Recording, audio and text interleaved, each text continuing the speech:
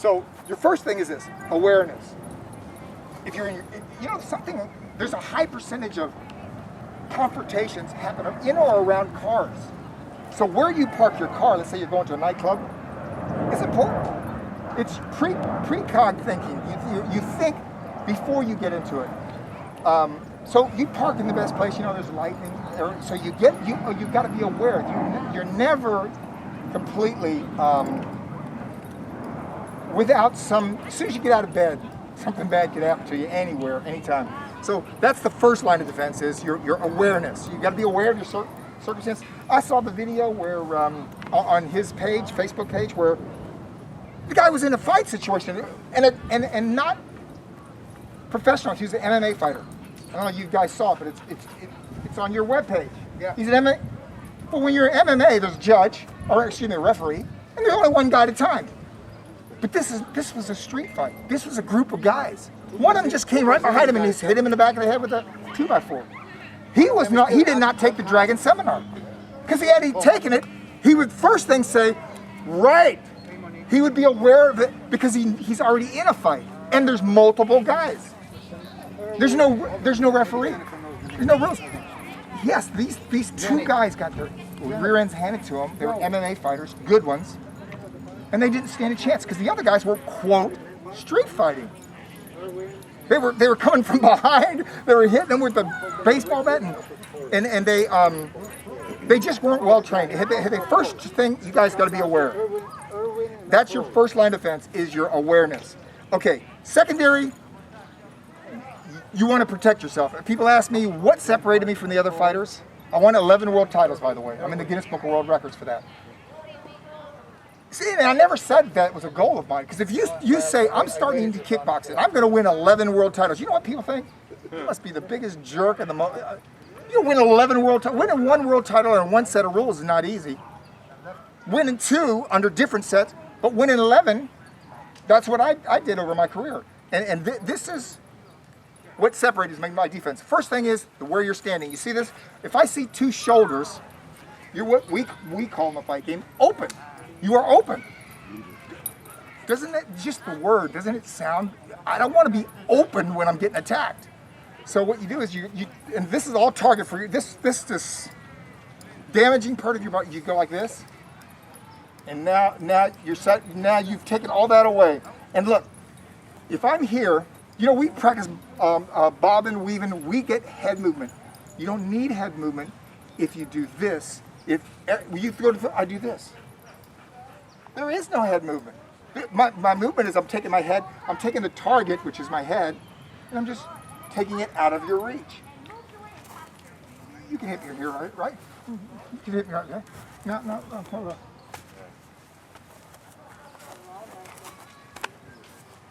But if I'm here, boy, you better be good at bobbing and weaving and slipping.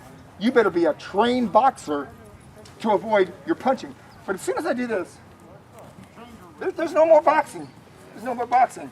Because, look, they don't use it much in MMA, but Conor McGregor does a thing. He does some weird stuff that throws guys off. It gets them out of their game. If I fight like this, you're used to that because everybody fights like this.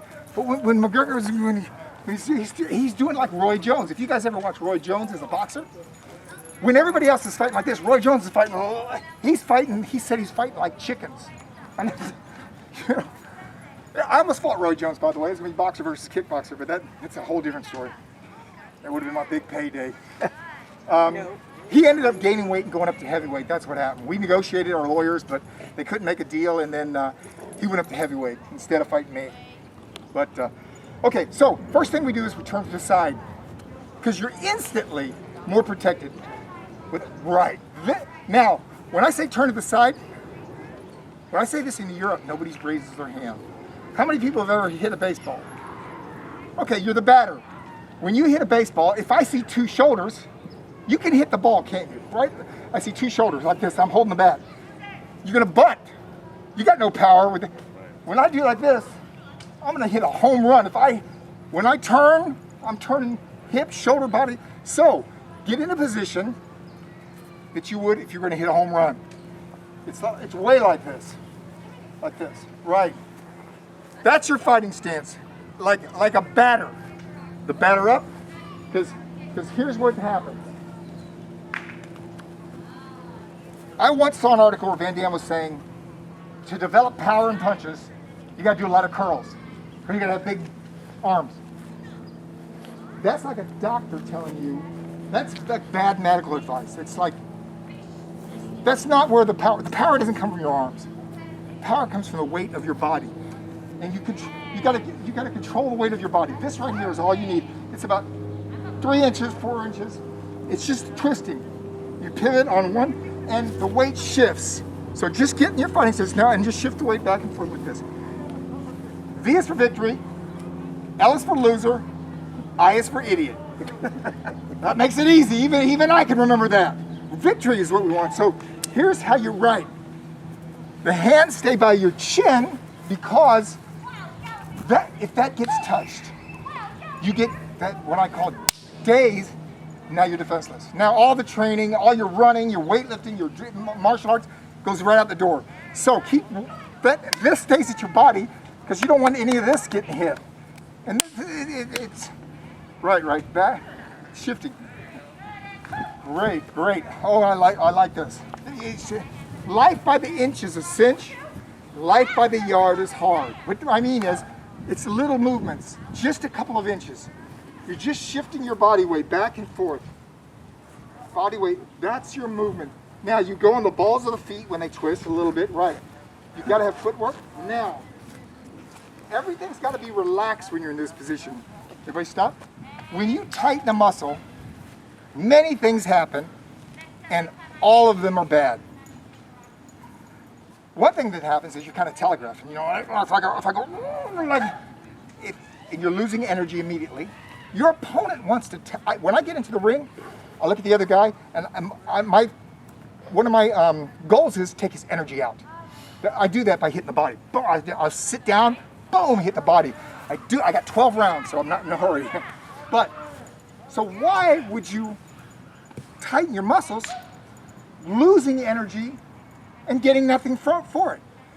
People that say, oh, well, you know, it's a tight muscle, they don't understand how it saps their energy. Here's how much it saps you. I go to the Arnold Classic every year. The bodybuilders, when they're getting ready to come out and all, when they're flexing, they almost pass out. And these are the professional guys. It takes so much energy to tighten a muscle, you're just losing it. You're losing it. So be completely relaxed. There is no muscle that needs to be right. You're totally relaxed. Like, if you tighten your arms, is that going to help you hit the home run? Take a look at Babe Ruth. If you think that guy could hit the home runs, and he didn't look like he had any muscles. It was just using his body, just the whipping and the speed and relaxation. That's how your punching has to be. Same thing in golf. Same thing in golf. And you know, I'm the worst golfer that ever, my golfing instructor said, Wilson, you do things with a golf ball I've never seen done before. In like 30 years. Here's what happened. You know, one of them got chipped in half, and I hit that one, and it went, and made a right-hand turn. Anyway, so get in your fighting stance this way. Elbow, V is for victory, remember? V is for victory. This is not up. If you cannot touch your chin, now you don't have to be like Mike Tyson, like this. But think about it. He's 5'11", 6'6" guys can't lay a glove on him. They can't even hit him with the jab because he's like this. There's no target. It's moving. He's quick. He actually is great in defense. Mike Tyson, young Mike Tyson, like that. Now, guys, here is the movement you're going to do. Now I'm going to show you because you don't want the right. You don't want your opponent's target is this, so you don't want this to be right here. The bell rings, and I just bring the target right to you. Boom, you hit him right. What you want to do is a little bit this way. It's called breaking the center line. The center line is a imaginary string that's on my nose and it goes right to your nose. You never want to attack somebody with that's the center line, right? Because look, you can hit me, I can hit you. That's called fair fighting. You don't want to fight fair. You want to hit me like this. You pivot this right, now throw the right hand. And my right hand's going here. That's why fighters move like this. You see them doing what's called lateral movement. They're doing that because they want to break the center line. They want to get a little bit off, and then they're going to throw the punch. And when I hold the mitts, I hold them like this, right here. Why would you ever want your head there? Every trainer does that. Every trainer in the world, boxer, kickboxer, MMA, when we hold the mitts, we hold it right in front of you. So you want your head either here or here, correct? Or too far back, or, which is something I did to boxers, they hear kickboxer, they think, oh, he fights from the outside. No, my best place to punch is where my head is this right on top of him. I'm better there than any place else in the ring. And so you want sometimes to move forward to close the gap. You can be very safe because nobody holds the mitts like this. I don't go, okay, and so you're working the mitts and they're like, right, they should probably, but generally the mitts are, this is where you don't want your head. Like, that's your best shot, the hook, boom, right there. So, in your fighting stance, which is your home run stance. One is forward. If I see two shoulders, right. If I see two shoulders, you're open. Oh, that's looking good. That's looking good. I like it. Okay, now, I said you don't tighten muscles. Okay, there's an exception. The one muscle, when I'm out here, does not have to be tightened. But when I get to a range where he can touch me and I can touch him, you gotta tighten your stomach. And the reason is, that's the target, and I've been hitting the body. In fact, when I fought in Germany, I fought the European champion. I go 9 rounds with the guy, and I'm not winning. But it was part of my strategy was taking the later rounds and then go to the body. But I dropped down in the 9th round, went to the body, and I dropped him 3 times, 3 knockdown rule, and I knocked him out to the body. A lot of guys don't think that's a possibility. He was a European champion, but he's from Germany, and we fought in Berlin. So I knew I wasn't getting the decision. He had to be down and out.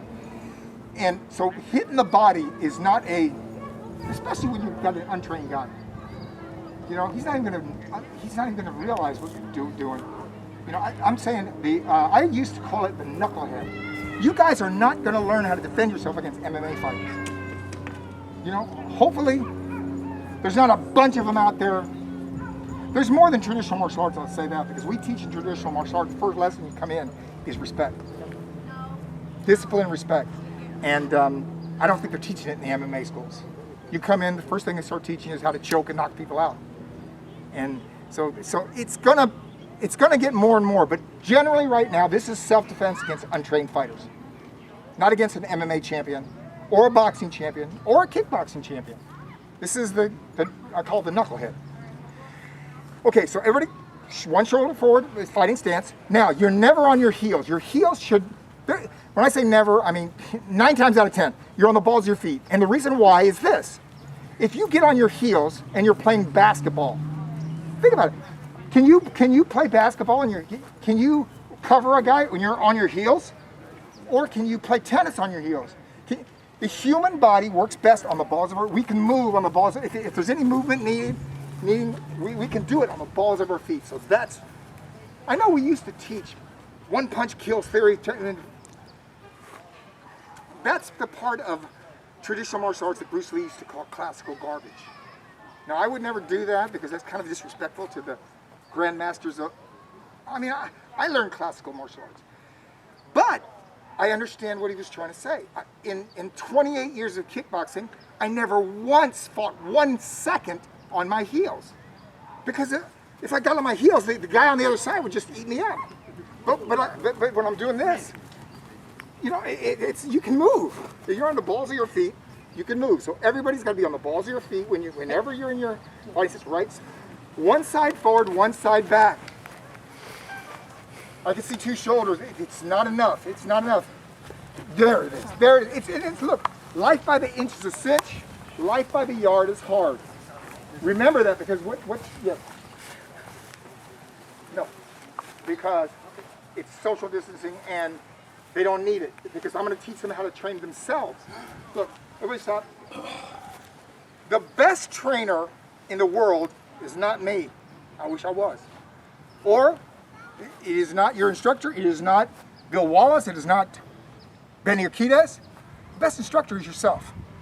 Because you know where your balance feels. You know If you tighten your, I don't know if you catch your stomach tightened.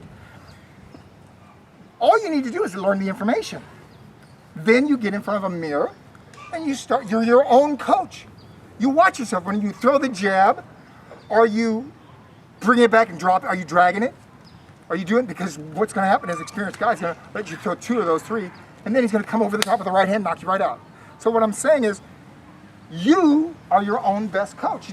Once you learn the basics, you can work on the basics. I work on the basics right now. Let's see, I started martial arts in 72. I don't know how many years it's been. It's been a lot of years.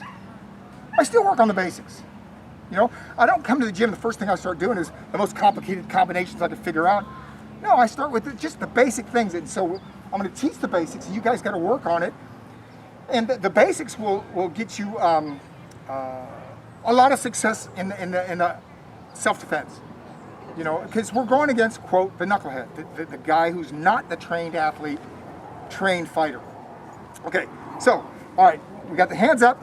When the guy gets close, you tighten your stomach. Now, we got to control our breathing. You might think it's not a 12-round fight. You know, Don's talking about 12-round fights. Yes, if you're going to fight a 12-round fight, if you don't perfect the breathing while you're throwing the combinations, you're not going to fight no 12 rounds. But anybody ever heard of a 12-round street fight? It's really not a 12-round fight. It's really going to be, you're going to be able to pretty much decide what's going to happen within 30 seconds. I think 30 seconds and under. You know, the guy's going to go, you know, if he's aggressive, you know, if he's looking to come right at you, within 30 seconds you can, boom, a palm strike, the elbow, the knee, whatever, we're going to run the techniques, whatever you decide to do, you're either going to do it right, or he's going to get past it, you know, like you didn't keep him far enough to get the knee, and he's going to scoop you and you're going to be on your back.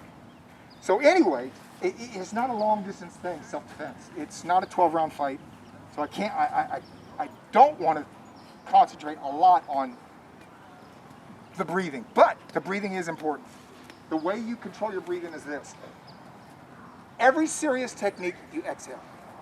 That's the general line. Like if I'm hitting a heavy bag, Thai boxers will do this. They'll make a noise. Shh, shh. They make a noise because air is coming out. If you practice breathing out, you will naturally breathe in. Nobody ever learned to control their breathing by going to a fighter and saying, okay, make sure you breathe in when you get ready to do this. And when you, no, it's going to be impossible to control the breathing in. But if you go,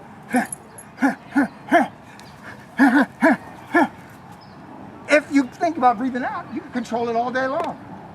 Every kick, a knee, elbow, whatever you exert. And you know, there could be, I'm not a mystic or anything, but there could be something subliminal in making that sound. You know, nobody has to go to a lion and say, when you get ready to really rip some animal apart and defend yourself, roar. Lions just do it.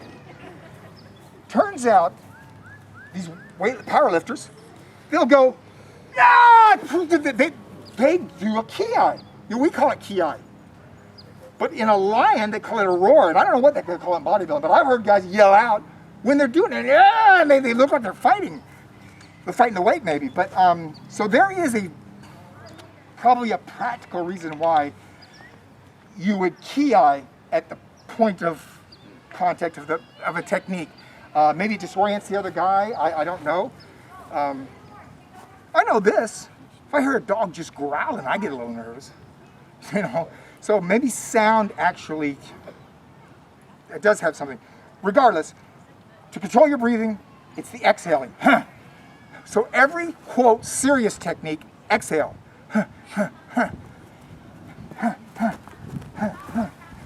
Don't hold your breath. I've seen a lot of fighters, amateurs mainly, but some pros in their early fight careers, they were running 6 miles. Bell rings. 2 minutes later, they're like this, in the corner, huffing and puffing. Now, it's not because they're out of shape. So no matter how kind of good shape you get in, if you don't do this, you're going to lose your energy. So control your breathing. Be ready. If you're going to throw something, you're going to exhale. At the point of contact, you exhale, okay? I do something that I've never seen anybody else do. and that is this. I work a heavy bag, bare hands. I went to a boxing gym in Moscow. This was like a year ago. And it was a big, beautiful boxing gym. And they had these bags. And I tell you what, you know, I've been a fighter so long. Really great bags. I mean, I can feel they have the right softness. It's like a, I don't know. It's like if you're a golfer or something and you see a great green and everything. I couldn't resist. I said, hey, can I hit your bags a little bit? Oh, Mr. Wilson, yes. You know, they started talking in Russian to get me hand wraps and gloves. I said, no, I don't need any of that. And I said, this is the boxing, not a karate gym. It's a boxing gym. And he goes, I said, yeah, I can work on this bag here. Boom, boom, boom, boom, boom, boom, boom, boom. I do it all with the palm. And boy, I can hit that thing hard. I can hit it harder with the palm than my fist because of this. When you have a fist, even if you've got gloves on, this is like a shock absorber. It's got to be exactly right, and it takes away a little bit of power, not on every punch, but occasionally. Now, when you do this, there's no shock absorber. It's just I got my whole body weight. I don't have any gloves. I'm in a boxing gym in Russia. I'm going boom, and I'm making.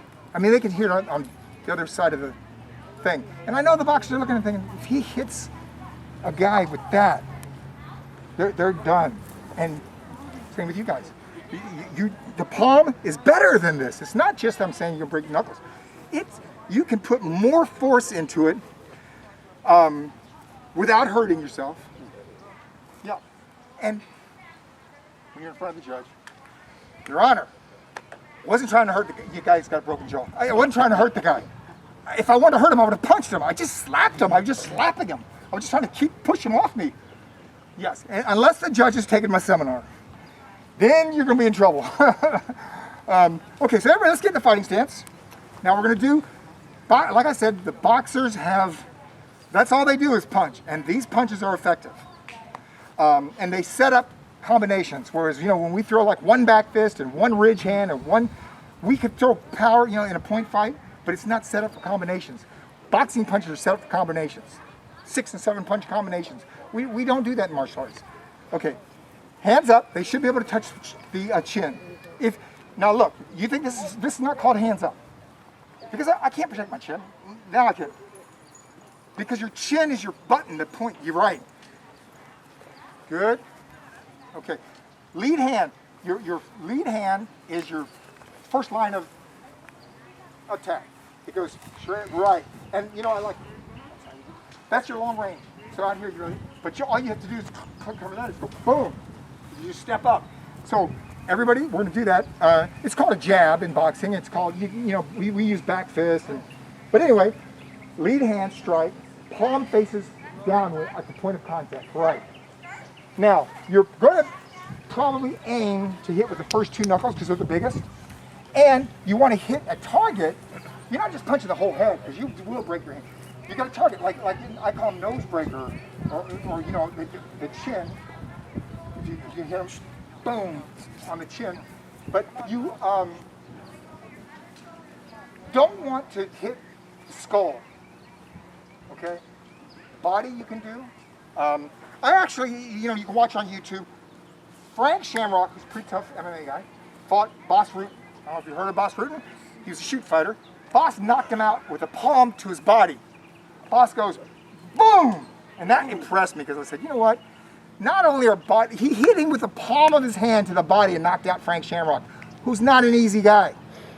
And so just think, you can, if Frank Shamrock can't take it, the palm to the body, you can knock somebody out with that. You would never think it. I wouldn't think it was possible except I saw it. Like I said, I'll teach you something I saw other people do. I haven't done it. But I saw Boss Root knock out Frank. You watch it on YouTube. You guys can watch it and tell me what you think. And I mean, Frank didn't go down with his wind knocked out. He rolled around in agony. Yeah, he was I'm not going to say Frank Shamrock was crying. He's a friend of mine. But anyway, so these are dangerous techniques. All right, hands up. Now, the lead one, the palm out like that. Okay? And exhale at the point, remember I said, right. If you exhale on serious techniques, that's a serious technique, because you're not, boom, you're popping the guy right in the face. I call it a nose breaker, man. You know what, this right here, This is cartilage. It's not even bone. You know how easy it is to break this? And people say, yeah, but he won't be out. I have broken my nose 10 times at least. I couldn't even, the last time was an elbow. I was fighting a Thai boxer in Hong Kong. First round, he goes, pow! My eyes watered up. The blood was going down my nose and it was going down my throat. I mean, I was all disoriented. So that, and all I did was break my nose. That nose is a pretty good target for you. And you know what? You don't think you can break it with the iron palm right there? And you know why you do the push off? Now you got your whole body weight going, boom. Now look at the difference between that and this. See, where the weight stays here, and just, that's called arm punching, guys. Don't ever be an arm puncher. Yeah, you punch with your body, right. And it's only an inch. You don't have to take, it's not like 2 feet or 1 foot, it's just an inch, right. And that twist is just as good as covering distance. If the guy's coming at you, that's how you twist your body. Can you lean too? Like, absolutely. So lean or yes, step because that or lean twist. is about 2 or 3 inches of body weight. It's all about your body weight. Here's what you don't do. Guys, I'll show you what you don't do, because you've probably seen the guy do. Kimbo Slice, I think rest in peace. Kimbo Slice, huge guy, stands like this, butt like this. His opponent's right there. 30 seconds later, here Kimbo Slice like, not, he didn't take one shot, he just, because he's doing everything we talked about, he did all of it wrong. All of it. Right down to just standing, they call this arm punch, but you know, you could probably, they probably still got some of his old beginning fights on YouTube, you watch it, but that's the wrong way. His arms are moving. The difference is this, the body, the arms are doing very little. They're just, they're relaxed, and your palm, right.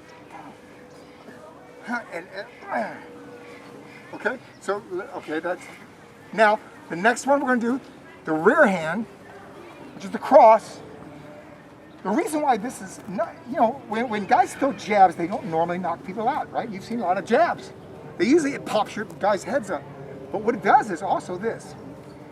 You're not just throwing that jab at the untrained, the knucklehead, just to score a point. I mean, you're not a kickboxer. I mean, I've thrown many of them just to score a point. But you guys aren't. This is self-defense. It's this. As soon as your jab touches, okay, don't move. Now you don't have to move. Take one more step. All you got to do, what you did is, if you touch me then, just turn and go to the right hand. Right. It's your distancing thing. If I can't touch you with the jab, like if I do this and he's there, and I do this and he's there, don't throw that right hand. You ain't gonna hit him. If you can't hit him with the jab, but if you feel the jab, immediately the right hand goes. You don't have to move 1 inch, because you know what?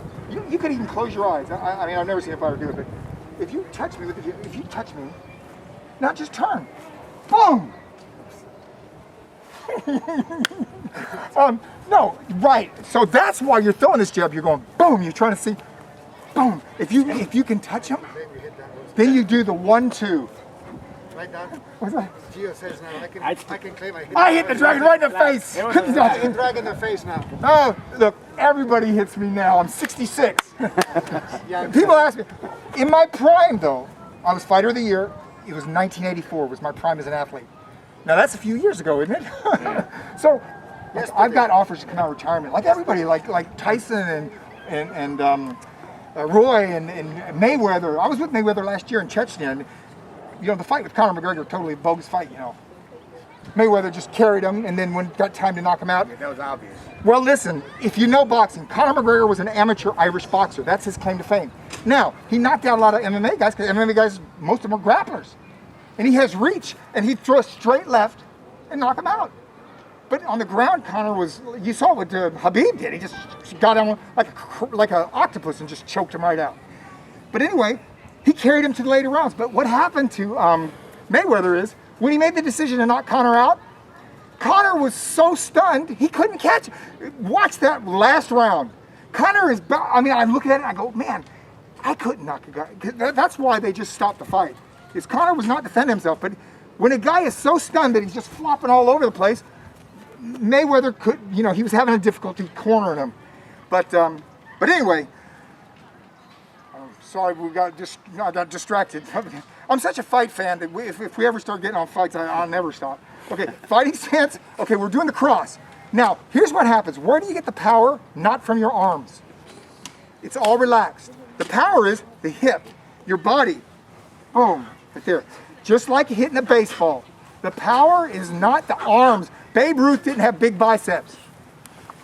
You're shifting your body weight from the back leg to the front leg and then back. Do it nice and slow. Hey guys, we do everything slow first because we're working technique. You can always add speed, power, and conditioning later. But I'm here to teach technique. You know, you guys don't need me to jump rope and get your hearts going and stuff. Just exhale, right, remember, because you control your breathing. Yeah. I do have a question though about. Yes, any questions, just get my attention and ask.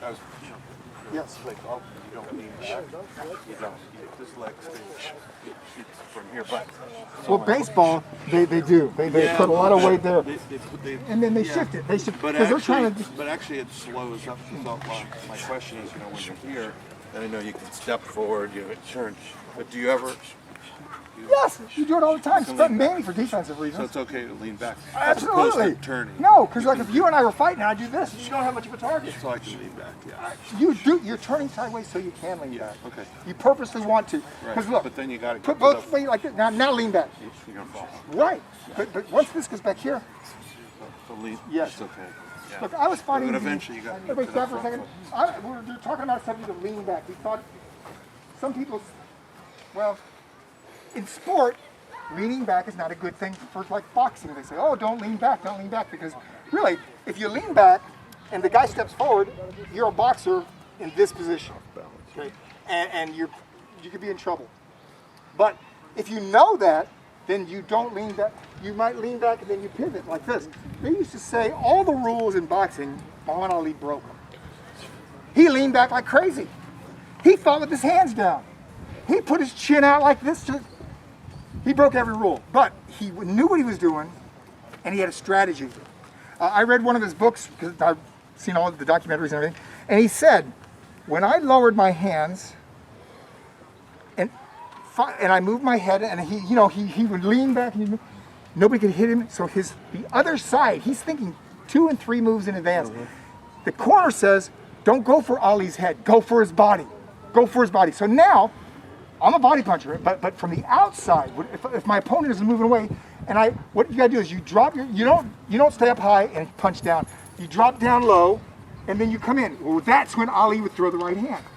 Boom! So he's waiting for me to go. He's waiting for me to drop down and go to the right, and then Ali's going. They plant. Boom! And it's not like a lucky Ali punch.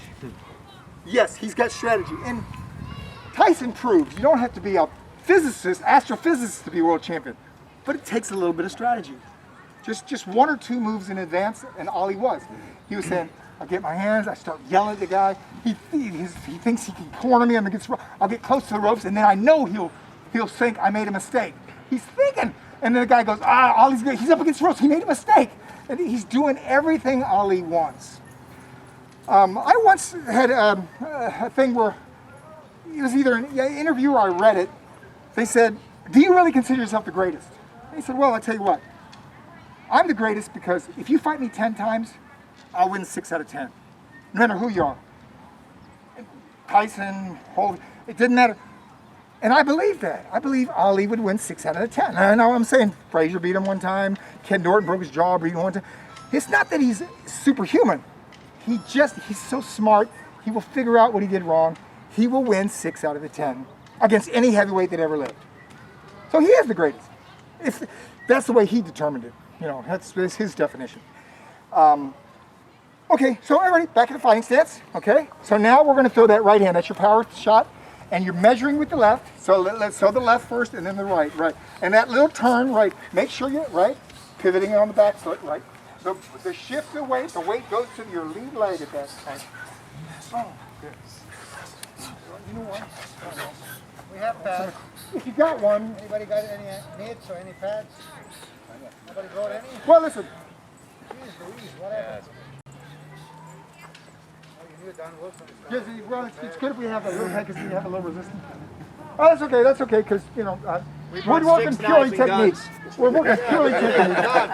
And you can work this stuff on your own. You get your friends and you guys just work, just hold the pet, but you'll feel, just make sure it stays loose. Everything's boom. Don, we deal with knives and guns, Well, you know what? If I talked about that, all would be theory. All would be theory. I never took a gun away. I never took a knife away. So I've had, oh, you know what? I had a knife. The guy I used to live on top of the nightclub. He had pulled the knife on my doorman. He's got, and I'm saying like, not a switch, but I'm saying like a knife that you use for, no, much bigger than that. Oh, you got it. Like, yeah, I think it was for fish, cleaning fish. Anyway, because we had fishermen, we had Patrick Air Force Base, we had rednecks, we call them, you know, like country guys in Florida to the south, and then we had black people who come in because, you know, integration after the 70s, and so we had all these groups of men fighting all the time.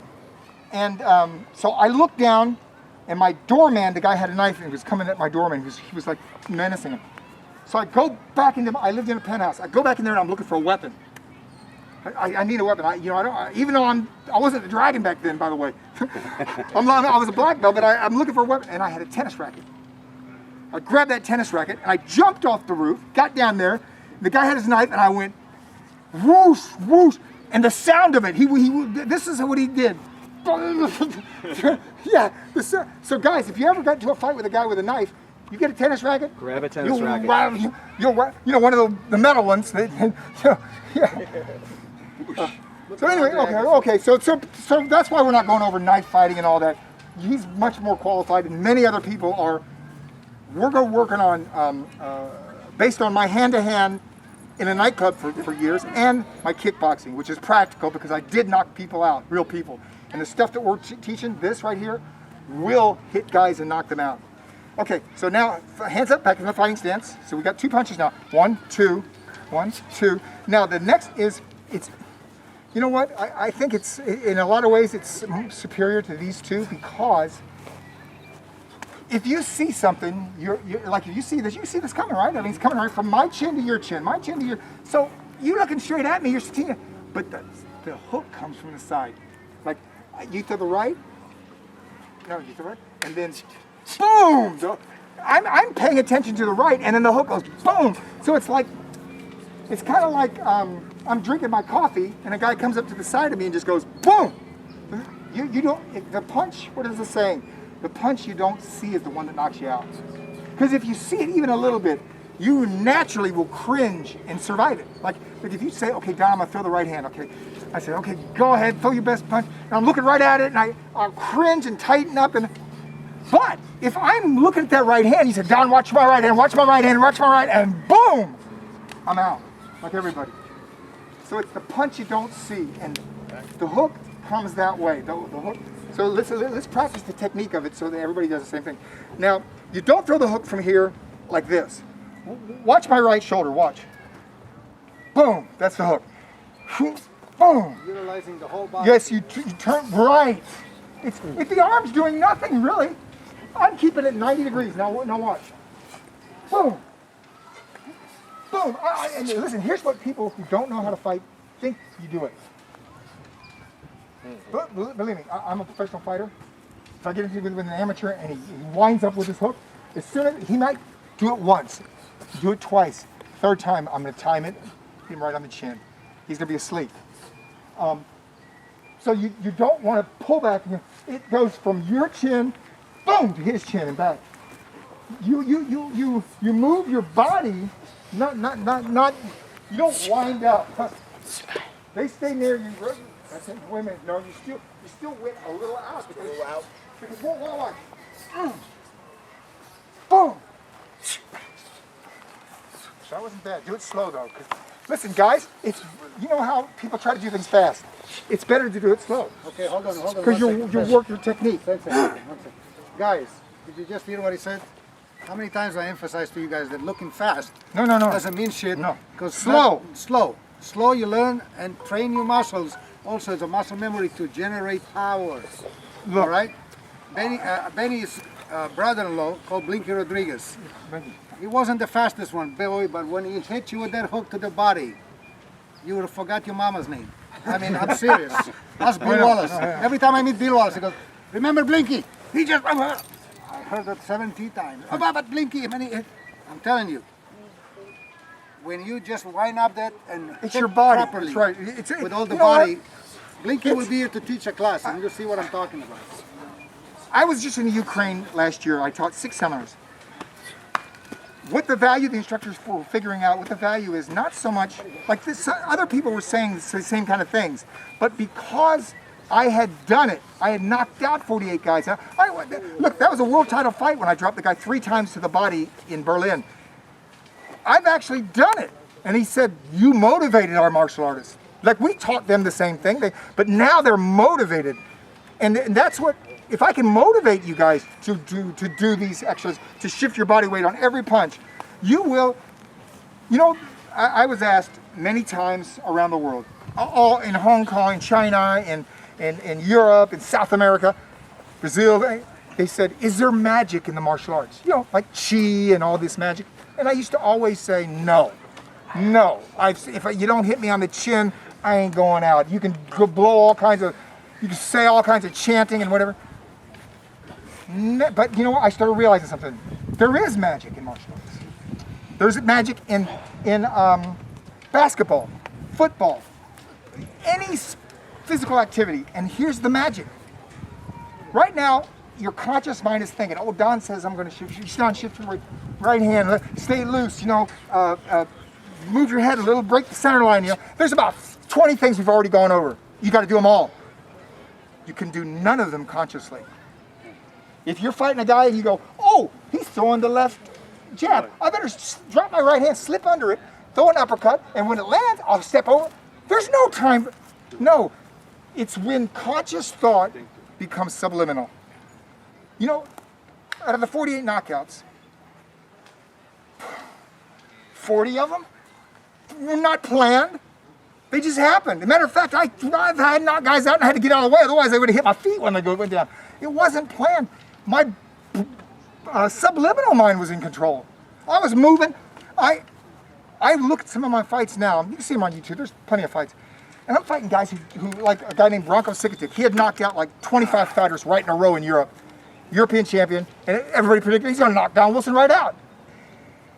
If he had hit me, he probably would have. But I see my head moving, things, and my glove coming up just in time to catch it.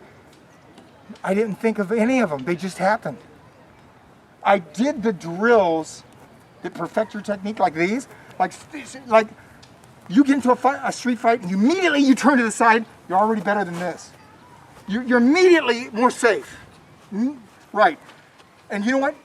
You got to do it. You know, what do they say? Practice makes perfect. Why? Why is it? Well, it's this.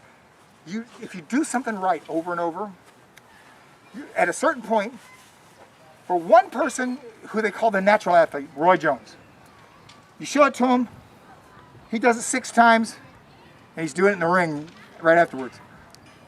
I, unfortunately, was not that kind of an athlete. I had to probably do it 600 times. But I was able to. So I pretty much tell people, look, you're born with a certain genetics. Can't change that. Whatever your mom and dad gave you, you got. But every cell is replaced in the human body every 7 years. And if you take vitamin, mineral, protein supplements, which I didn't, my entire athletic career, I never took one vitamin because I'm from the 50s. I'm a 50s generation. They told us, the doctors, it's all in the food. It's all you don't need vitamins. They don't need vitamins. So I didn't start taking vitamins till I came out of retirement. I came out 3 times so far. But the last time, I had pain in my hip, pain in my shoulder, my knee. Oddly enough, it took me a few years to even bring it up. All the pain was on the right side. And it was bad. It was bad. I couldn't comb my hair like this. My right hip, I had to just leave the gym when I was coming out of retirement because it didn't feel like a dull ache. It felt like somebody had a knife and he was going, like that. And I would just walk out of the gym. Here's what happened. I was told I had to have a hip replacement. Bill Wallace has already had the hip replacement. Chuck Norris has had. I didn't get it. I have no pain in my hip, no pain in my knee. Not only does it not have any popping sounds, when I hit the heavy bag in the gym, it's on the 2nd floor, I shake the entire gym. The gym vibrates. I mean, it's the big heavy bag, and I hit it, and no pain in the shoulder. It was the vitamin, mineral, protein supplements. And I didn't take it for 3 days. I've been taking them since 1998 to today. So that's 22 years. Yeah. People said, what brand? What brand? I said, all kinds of brands. Usually what brands the companies give me free. Because I can't, they're expensive, but because they're the kind of vitamin, mineral, protein supplements that, they sold at the Arnold Classic and things. And there's a guy called Pro Fight. He's got, I've taken his. But I'm not out pushing any particular brand. Just get it. And if you don't think it makes sense, think about this. You're going to race your car to Indianapolis 500 or whatever, and you put regular gas in it. But you're not going to win. Not if the other guys are running high test fuel. The energy you burn, especially when you're training, because you got to rebuild. Training is not building up. Training is breaking down. You're breaking down the body. Now, when you rest and you give it nutrients, the body is 3 million years of evolution. It heals itself. But if it doesn't have the right nutrients, it will not heal, and it's no longer in our food. People, the young guys that are 20 years old in the gym, I come in the gym and I don't go by the clock. I look at the real clock. I don't go by the 3 minutes on, 1 minute. I just hit it for an hour. Boom. Hit it, kick it. They're going 3 minutes and getting tired. Of course I've been doing it now for like 50 years. But then they ask me, Mr. Wilson, because they're in their 20s. They go, well, what do you have? What are you eating? What are you eating for lunch? And I said, romaine lettuce. And they go, yeah, well, what else? I said, that's it. I take a piece of romaine lettuce, I chop it all up, and that was it. Believe me, you're stuffed. I don't feel I can hold another bite. I got to force the last few bites down. And so people ask me, what do you eat? And I said, well, I probably eat more romaine lettuce than anybody on this planet has ever eaten. I've been doing it since I came out of retirement in 1998. Just that's a complete meal for me. Yep. 10 minutes past 11. At 12 we're done. Can they work a little bit some of those palm hits with each other or not? No, I don't. We do that every Sunday. So with you or without you, we do it no matter what. There's a group that is pretty much know each other. But this is not. You can't. Okay, guys. I'm just saying. Here's the thing about sparring with the techniques we're going over. We're not going to spar. Well, I would rather I would rather give him more techniques. Okay. Let me do this. Rather than you working it on practicing it right now, you can do it on your own when I'm gone. Let's work, because the other techniques are more powerful than the hands. Yes, you're going to be able to use your hands and you're going to protect yourself. But there's a reason why elbows are illegal in boxing. There's a reason. I played football in high school, and I played at the Coast Guard Academy, so I played college football. There's a rule. You cannot draw your elbow back beyond this plane right here, because even if you put on a football helmet, if I go like this, whack, I will knock you out with a helmet on. Now, if I put a football helmet on, what punch do you want to throw into that helmet? None. And it's going to do something like this, That's it. But the elbow is much more powerful than your punches. Now, hands up, just the same, open. Here's how the elbows work. Exactly like the hands. You're going to do, it's the body first. Twist, up, over, and then the one that the Thai boxer broke my nose with is the elbow comes like this. You keep your hands by your chin, comes up, down, and do it with this one, because this is the one to hit me. Boom. Now look, right, watch. Okay. Boom. And you know what? Nobody's gonna know how to block that. Right. You come up. This guy's coming at you. Boom. That right there, you ain't gonna break that on your head. You're just gonna knock guys out, and then boom. Right. There. And you get this. Boom. This for anybody who gets close to you. And look, an untrained fighter, I can't do any damage out here. I'm going to try to grab you. Okay, boom, right. From the waist up, it's the elbow is your weapon. And remember what we said, we exhale at the point of contact.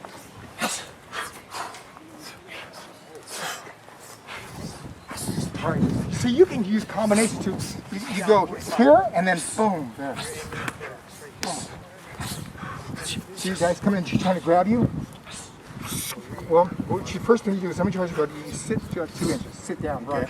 Because then from up here, now you're a little, it's the position you would push your car from if you had to push your car. Okay. It was stuck in the mud, right? You wouldn't push it like this, right? And you wouldn't push it like this. Everybody's got their own level. That's probably the guys coming in here, boom. And then you, oh, in other words, if you can do 2 punches, why can't you do 2 elbows? Puss. Right. Here, boom, and finish him. And you never lose your guard because your hands. The beauty of the elbow is that right. That's good. Up, no. Yeah, upper. Up. Oh, I see. That's good. Yeah, see. I used to teach women self-defense, and I said it would take me 20 years to teach the women how to punch a guy, knock out a guy by breaking his nose, not breaking his jaw. It takes 2 seconds with the elbow. I love the elbows. I love it. Yeah. You will not hurt that on my face. Everybody stop. When you're punching my head and everything, you're going to be hurting your hands. This, I've never, I played football in college and for the Coast Guard, and we hit him. I never heard anybody say, oh, I broke my elbow. No, we put pads on it so we can hit even harder. But when a guy's trying to get you from this area here, that your best thing, right. The other thing is this, and this is illegal in boxing. You got your hands open? Stiff arming. You guys heard of, it's illegal in football. It's like if I'm carrying a football, they used to do it. And guys, you'd come to tackle me and I'd go, boom, I would keep you off me and run a touchdown. They made it illegal because it's so effective. Why is it in boxing you can't just do this? Like, let's say you and I want to box, and I just go like this. You want to come in, but I'm just...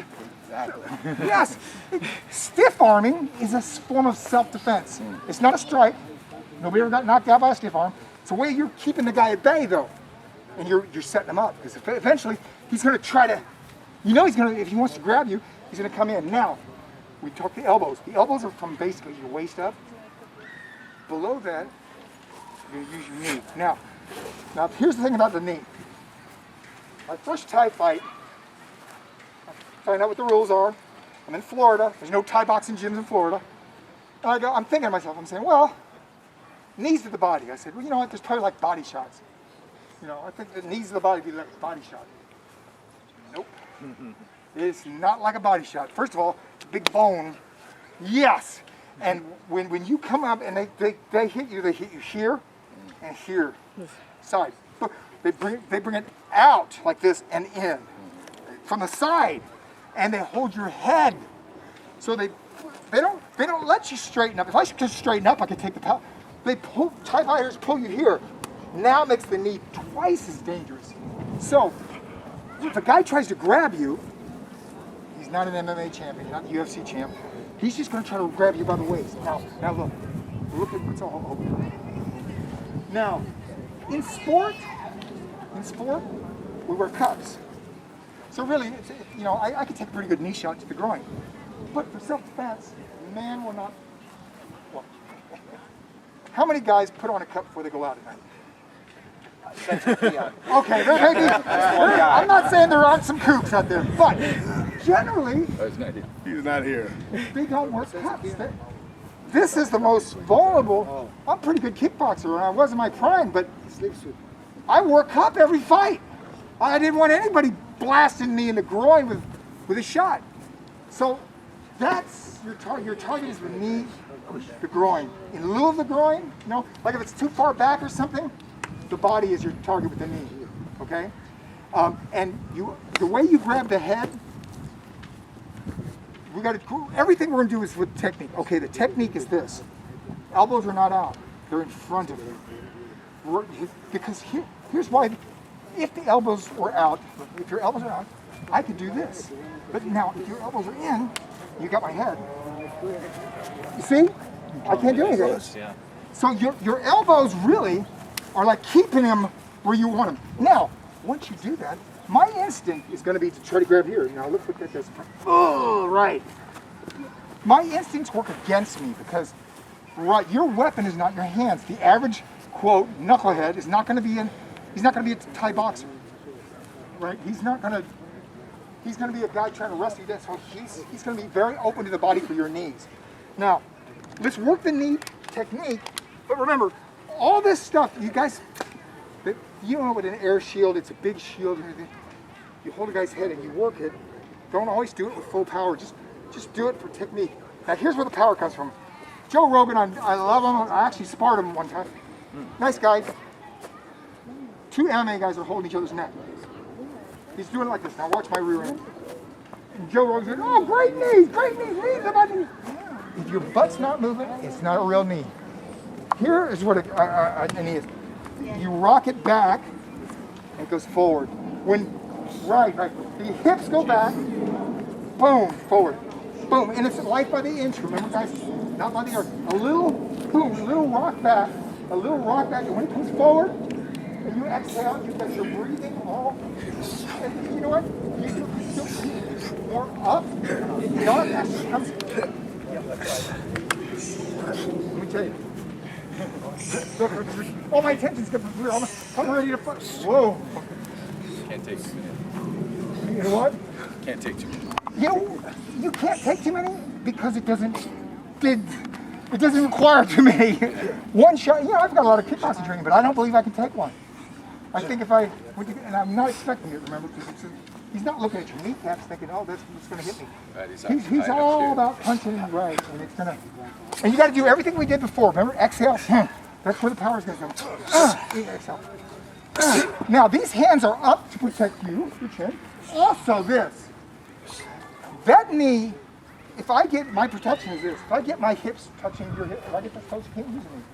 So, you want me here, right. So these hands are to keep me a little off. Like, I'm going to, now look, if I'm trying to grab you, whoa, right. See? The guy's going like this, elbows in, because you don't want me to be able to get in close like this. And you grab the neck, and then the knee.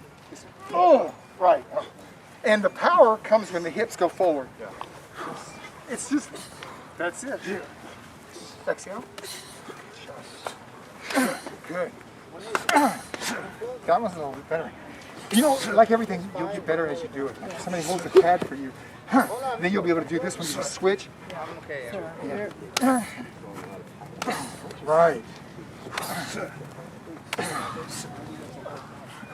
Do it for every other guy but me. Okay, break, stop. Okay, so now we got the elbows, which you guys now know how to technique. Relaxing, hands stay up, and they come from the three angles, up to the side. Okay. Good. Listen, I've seen guys in the UFC, and this is like, it's like throwing a jump spinning back kick. It's not like a bread and butter move for kickboxers or self-defense, but it works. A guy comes in, he goes, what? I mean, he does a spinning elbow, because it's so, I wouldn't be looking for it. I wouldn't be expecting. I'll see the guy spinning, and your attention goes from his face here, and then they hit right. I don't know if it's John Jones or somebody, but it was. I looked at that and I rewound it. I said, "Damn, you know what? I haven't seen that, so I don't think my reflexes would have protected me. I think when I see this, I might have stepped in too." Anyway, so we got the elbows. Okay. Here are the other ones. We can't actually practice them, but they're so deadly. They're no longer not deadly. They're so damaging. They're no longer allowed in the UFC. It's the headbutt. It's the headbutt. My favorite. Now, My favorite. well, it's got to be done Accidentally. the right way. The basic theory of all, well, when it comes to Kung Fu, my master myself, basic theory of all martial arts in general, the most general thing is this: a hard part of my body against a soft part of your body. Now, if I'm going to hit you with my head, what's the hardest part of the head? Well, it's not like this, because UFC guys used to do it, and they both got cut. They would go like this. Bang! No, that's not martial art 101, which is all. It's going to hit a soft part of your body. Right. The hardest part of your head, supposedly according to the scientists, is right where the hairline, right around there. It's not in front. Right. It's not on the very top. It's not like, you got to be able to keep your eye on them like this. So you do a thing called looking at his numbers. If you had a number, you're playing football, your number's this. You don't do this for a headbutt. Look now, I don't even see the guy. I'm trying. You drop here, you put your face against, now when your face is against my face, guess what? You're protected. There's no punching and hitting you. If you get, this is inside, look, you're not going to jump at the guy with your headbutt. The headbutt's inside technique, real close, like the guy's right here. Now look, you can't jump up in the air and hit me, but here's how you do it. You drop down. You sit in your chair. Sitting in the chair is like a 6-inch drop. Now, and you got your face in my numbers. My instinct is this, looking down. Now when he comes up, boom, right in the face. And his target is not the head when you headbutt me, it's below my eyebrows.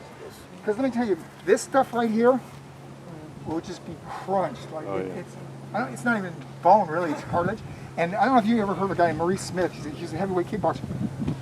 I fought for his cruiserweight title and beat him in Japan. But people told me, well, how did you survive it? I said, well, he only really hit me once. And they said, what happened? I said, he hit me with an uppercut and he fractured my cheekbone. And the doctor said, he fractured my sinus cavity.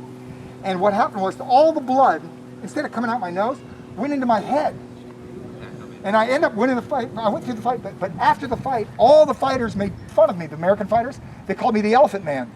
Because my head got so big, all the blood was going into my head, that I could literally I could look like that and see my own head. Oh. That's when you know you're swollen. When you're looking at your own head. So what I did was I bought sunglasses up and I put them on and I tried to hide my eyeball.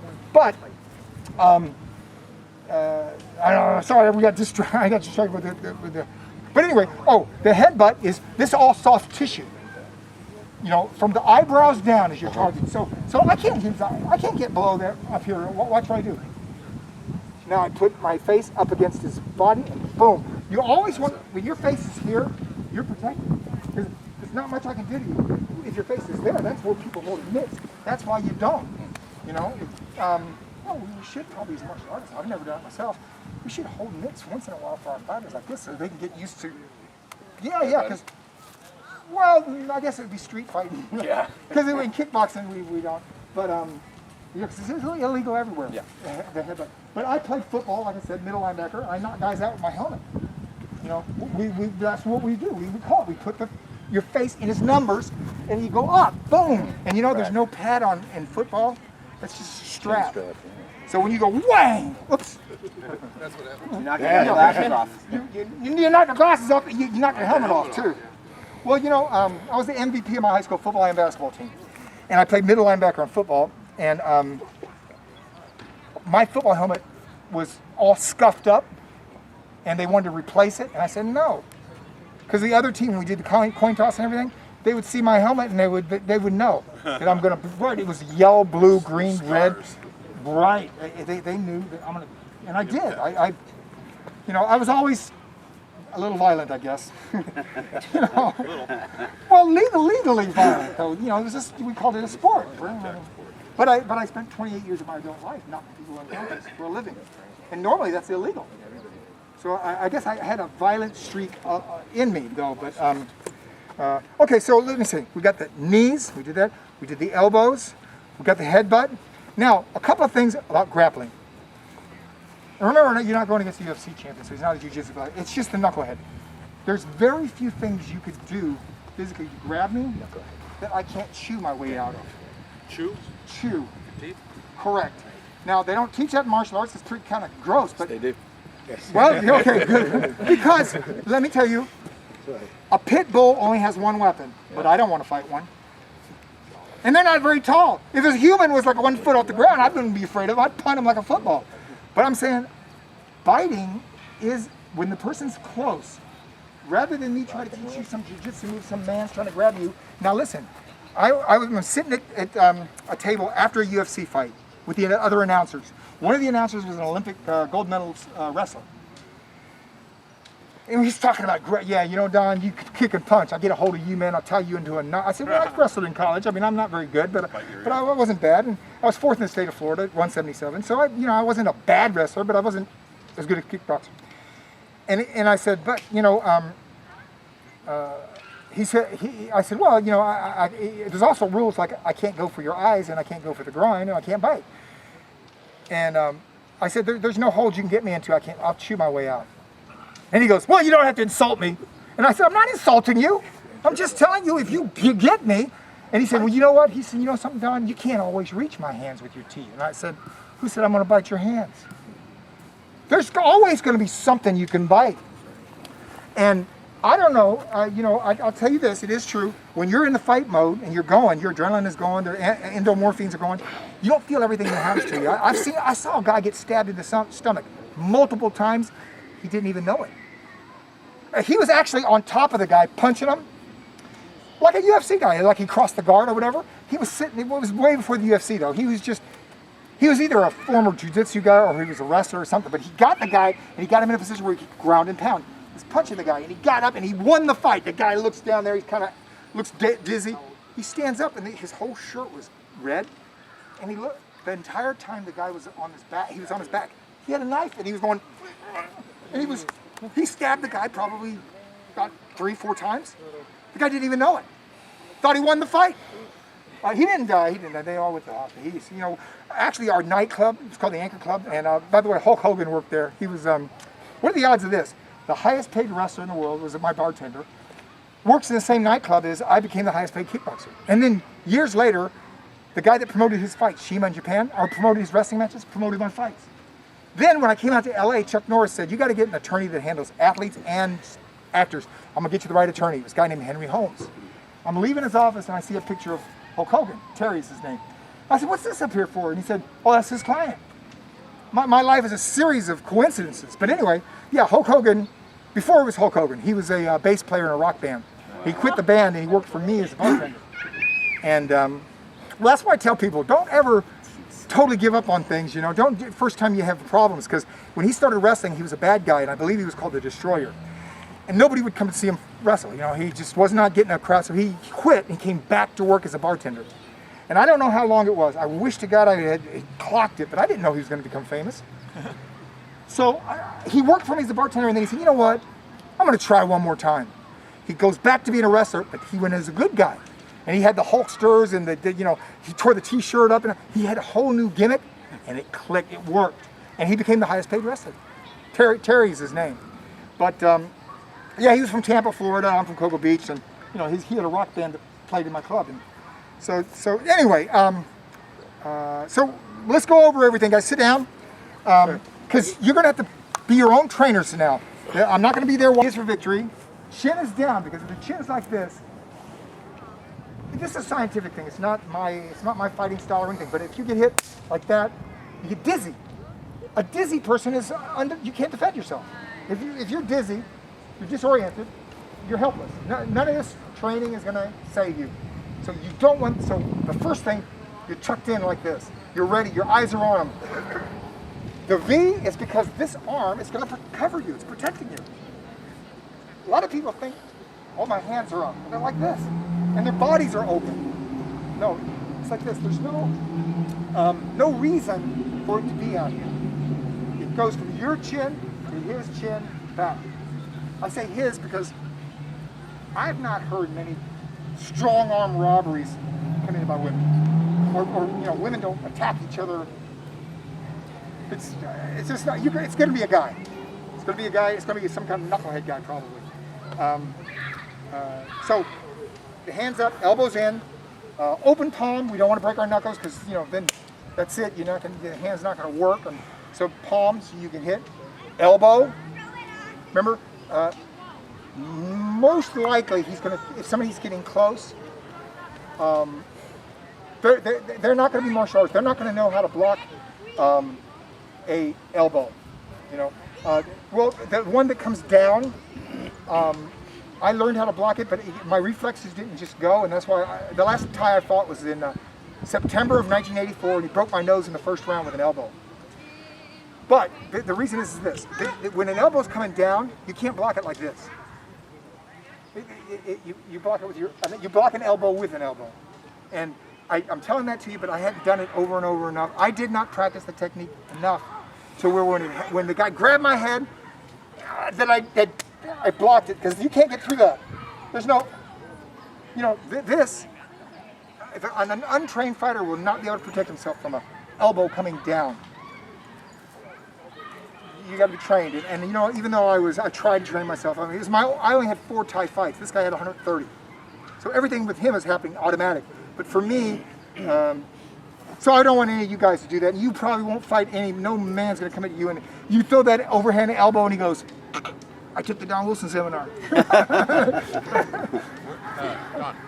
when you do the downward elbow, Yes. what's the target? Because, you know, Well, you know, this is anything below the eyebrows, because it's all You might hit soft. somebody in the head, son. Watch out. You know, they say normally, they say, because we're martial artists, at least I was taught this, traditional karate, they say it's like a silver dollar. You should always have a striking target, only that big. But my master of my style said, no, Don, it's like when you're Thai boxing, you hit with your whole shin. And it doesn't matter. I don't need to have a dot like that on somebody's thigh, right? If I hit the thigh, it's going to hurt. So there are no ultimatums in fighting. Even the things I've told you, it's better to do it with your body weight, but sometimes you sacrifice speed for power. Yeah, maybe, with the shifting, but maybe you just smack the guy. It could be like a slap. Maybe you're just slapping him. You get him startled, and then boom! Maybe this is going to be your big gun. So everything I told you is not the law. It's not the dragon. Oh, we have to shift our body. This is no good. No, if it works, or what did Daniel K. Pye was his name, is the master myself. If a technique works, it was the correct technique for that situation. If it works. Even though we don't teach it that way, like I might be falling back on my back and throw a palm up or throw an elbow up, and it's not the way I would teach it, and I told you keep your weight a certain balanced weight, but if it worked, he said, for that technique, for that moment, that's the most important thing. It's not my style versus your style. You guys, I don't know how long you started your martial arts, but if you started back in the 70s, there was a lot of that mentality. My style is the best, and every other style. There's a comedian who does, who's that guy? Master Ken? Yeah. Bullshit. Kung Fu, bullshit. Taekwondo, kickboxing, bullshit. My style, what was it? Kick butt go or something like that. But he's making fun of the fact, but that is, that's what comedy does sometimes, I guess, is take something that was actually what we actually believed and make fun of it and show how ridiculous it is. Karate Do, or gosh, I can't even remember. But anyway, he's a pretty funny guy. And he's making fun of the times when I started martial arts. And I started in '72, so there was, Chuck Norris had just retired. And, he was a fighter from the 60s. I know he wasn't like about to bite you. So anyway, are there any questions? And you can talk about the techniques we went over, or my kickboxing career, or even that, oddly enough, I get a lot of questions about the movie career, but I'm pretty experienced at that now. I've done movies for 30 years now, so I got a pretty good background on show business as well. Come on, guys. This is the opportunity to ask questions. Is there a favorite movie you made? Yes, and you know what? Look, I got paid for them already, so I don't mind. The one who killed Jacob Red Sun Rising. Rising. Red Sun Rising is the closest to me a character. Like, no acting was necessary in that one except the female lead. You're gonna see the movie and think that we're having a love interest. That in 30 years, that's the only female lead that we did not get along on the set. Just fought like cats and dogs. I had to pull out every acting thing I could do to get by that movie. But anyway, What's the name of the movie? Red Sun Rising. who was the woman? Terry Farrell's her name. She's look. This is 1992 or 3. It was a long time ago, and look, she was just difficult for me to work with. Okay, I'm going to tell you guys some TMZ stuff. She was tall. She was a model.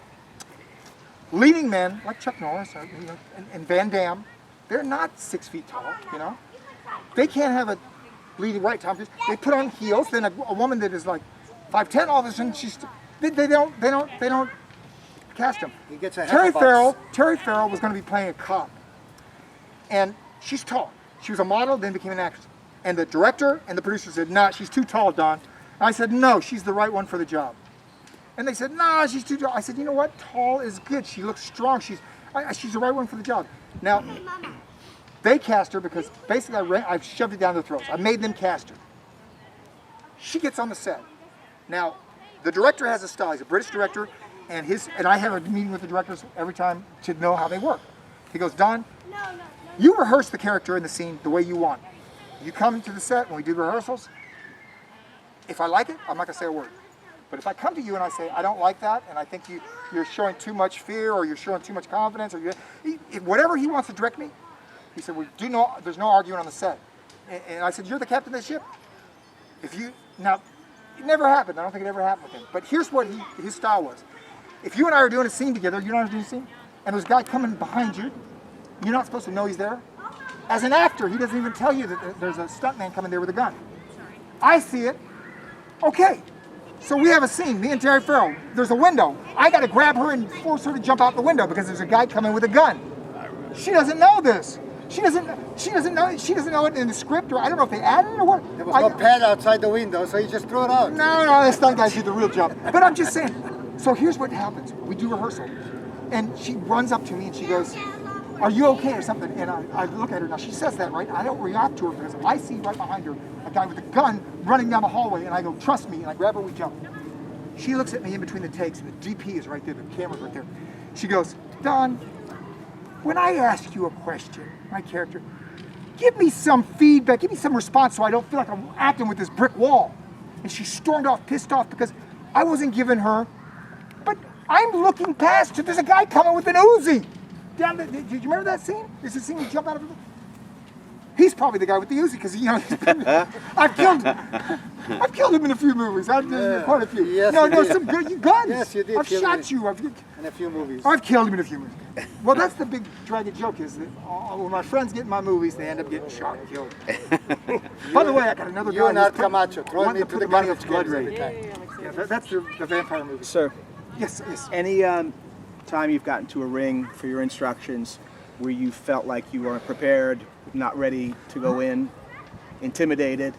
Almost half the time. Almost half. I go in with injuries. I go in with the flu. I go in where I was not on top of my weight and I had to drop too much weight before the fight. I didn't study the guy enough because look, kickboxing in the beginning I started in '74. My first pro fight '74. Nobody knew the other fighters. We didn't have video on them. We didn't. Nobody knew anything about anybody. Just go in. So yes. Just go in. It was not sanctioned by the athletic commissions either. There was no. My first fight was on a concrete floor. What if I get knocked out? You get knocked out, you fall 6 feet. It's like bouncing your head off 6 feet. They want to make sure you don't crack the cement. Well, the thing is though, I did not take or get into full contact, which became kickboxing, as a sport or as a career. I took it to become a better martial artist.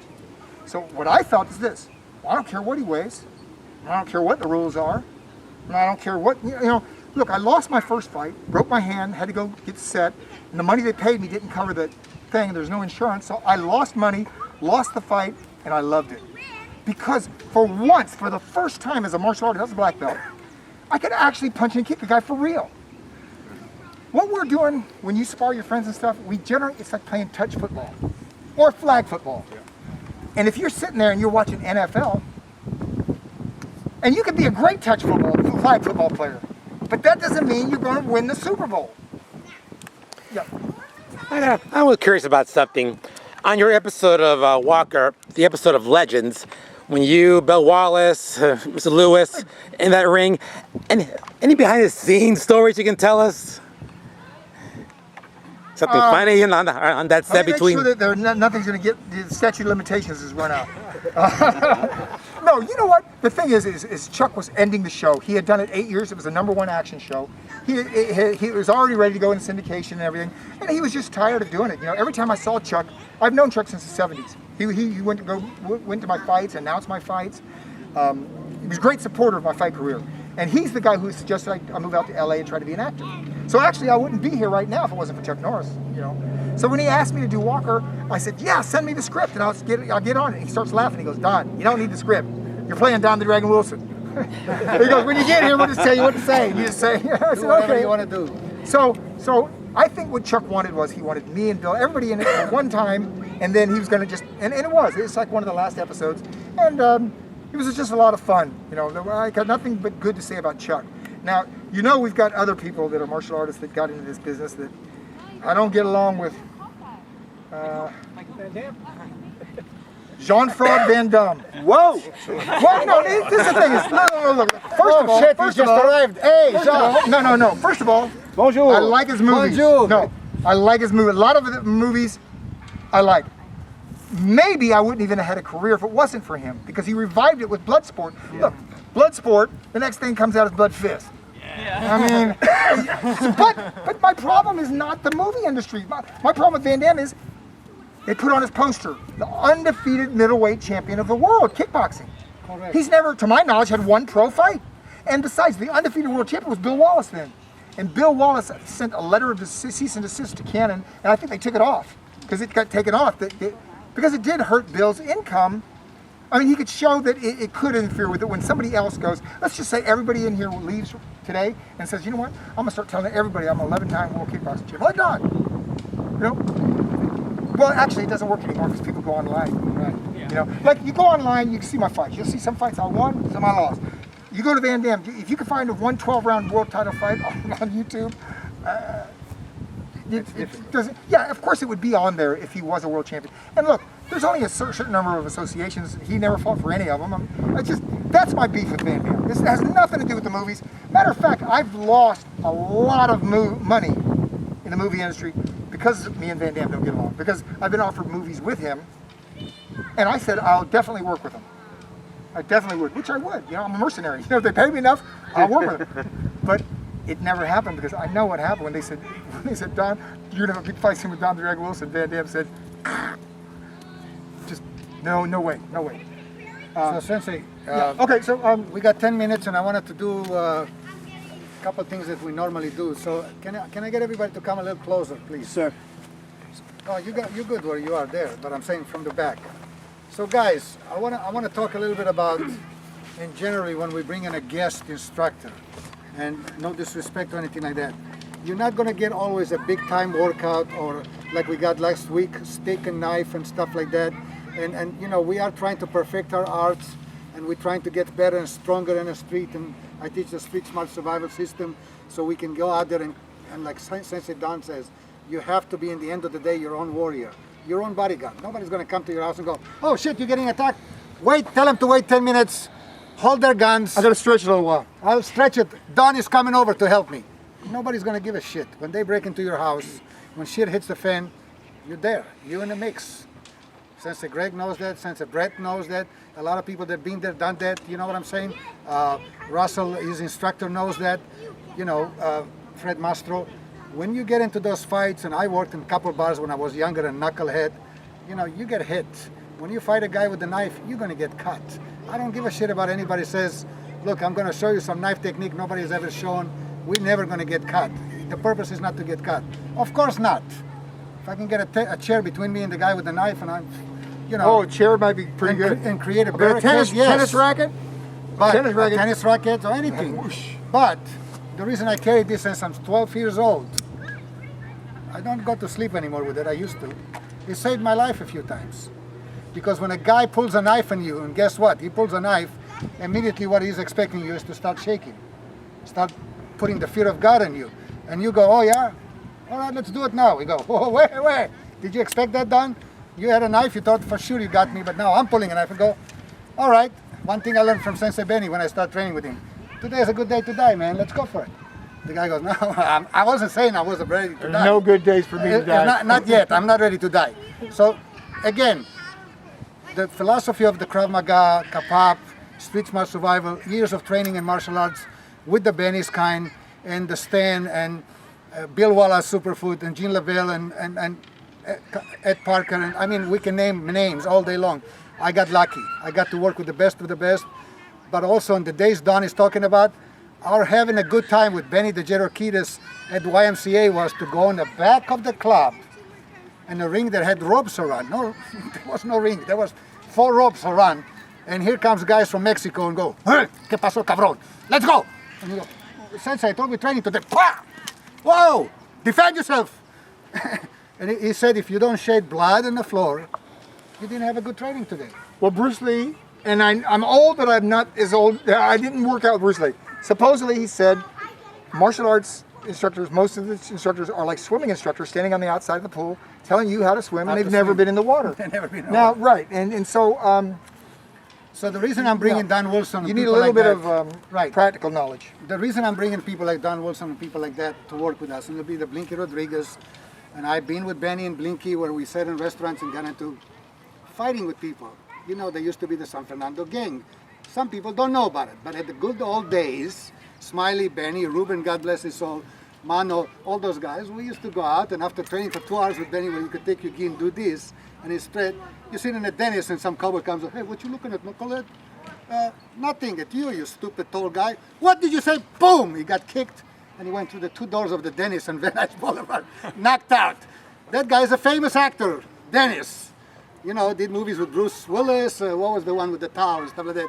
A friend of mine for 30 years. And after that, so many years, you know, he says, you know, I know you train with Benny the Jet.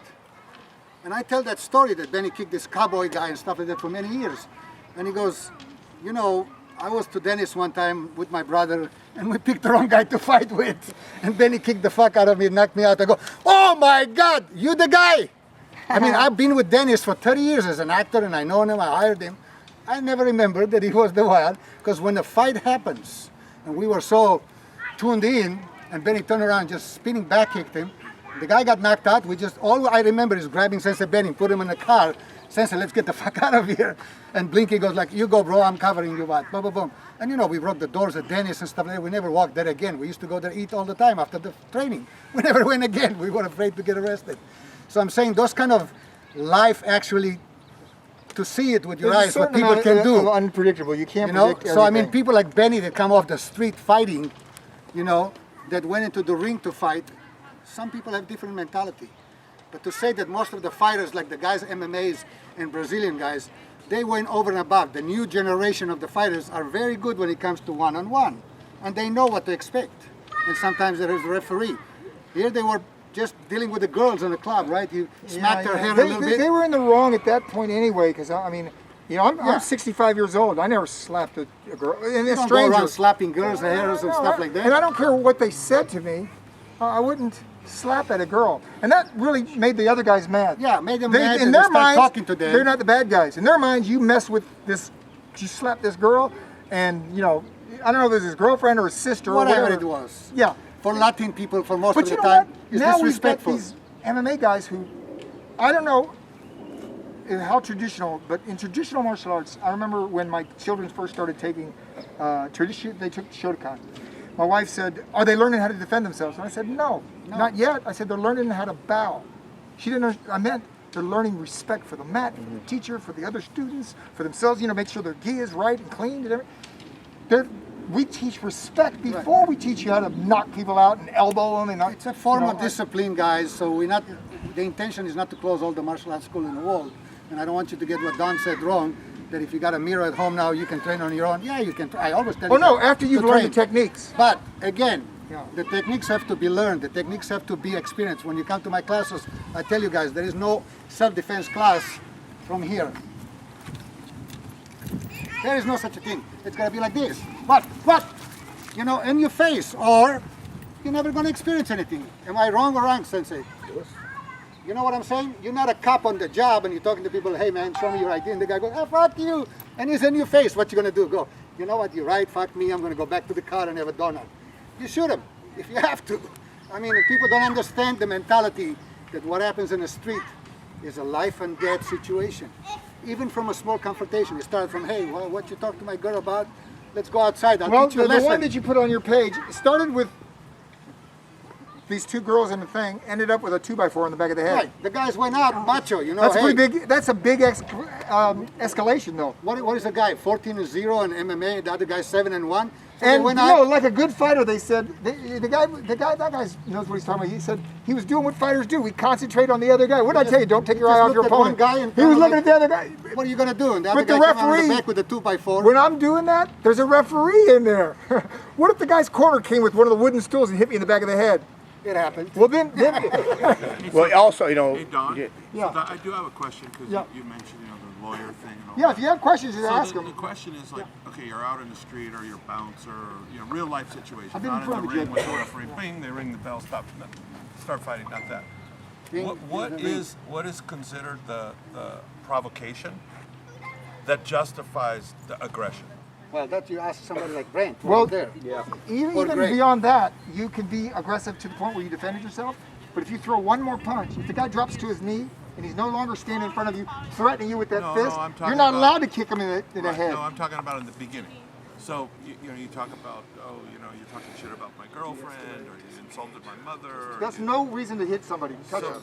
Never. Right. So- There is no verbal. There is no verbal thing. So does that mean necessarily Your that? your physical life has to be threatened. So somebody basically. Has I don't have to wait till he hits me in the face. A lot of people think. Okay, so that's because what I'm- I've been in front of the judge. And, So and that's what kind of what I'm asking. At what level of threat, short of actually the guy, throwing at you, or You got to make that determination on your own. Right. And I'm gonna just tell you how it works. okay, Your perception of danger is not going to be my perception of danger. So understanding that when we're talking about life and death realities in the streets, all right, what you perceive to be a true threat may not be a true threat to me. It varies for each of us. But the typical rule of thumb is the scenario making you feel fear for your safety, fear for the safety of the people you're with, or fear for the safety of somebody else that maybe you need to protect? If you feel that a life is in jeopardy, your life is in jeopardy, that your personal well-being is in jeopardy, you have a right to do what you need to do to resolve that problem. Explain later. And that's just Better to be judged Maybe by Master 12 than Ambrose- carried Like by you said, 6. well, the guy You should- squinted his eyes like you should Clint say Eastwood. something, Master You- Ambrose. Yeah, absolutely. And then you decked him. Well, the judge might say no. So you're might be different than somebody else's. But well, I wasn't necessarily talking about like the legal justification, but just this whole thing about morality or ethics or what I would do. escalation and that your people here are training. They have professional training. They have years of training. You think that if you get into it, that person they really got a big advantage. Let me give you a quick question for you, just Yeah. to put it in perspective. Yeah. If you're walking, you and I are walking, and you have, it's just us, and somebody comes up by himself, and the two of us are together, we're really not afraid for it. We're together, we're covered, friends. so we're really not worried. Let's put our lady with us, our mother, our daughter, a loved one that's with us now. And that same scenario comes up into play. Now you got somebody with you. You don't have the same luxuries that you had before. You don't have the freedom to fuck up. You don't have the freedom to not be prepared. You have to understand that your job is now a bodyguard. You must be able to protect. Now I'm not going to take half of the issue that I would take from you. What I would have let go of before, I'm going to wreck you over now. Okay?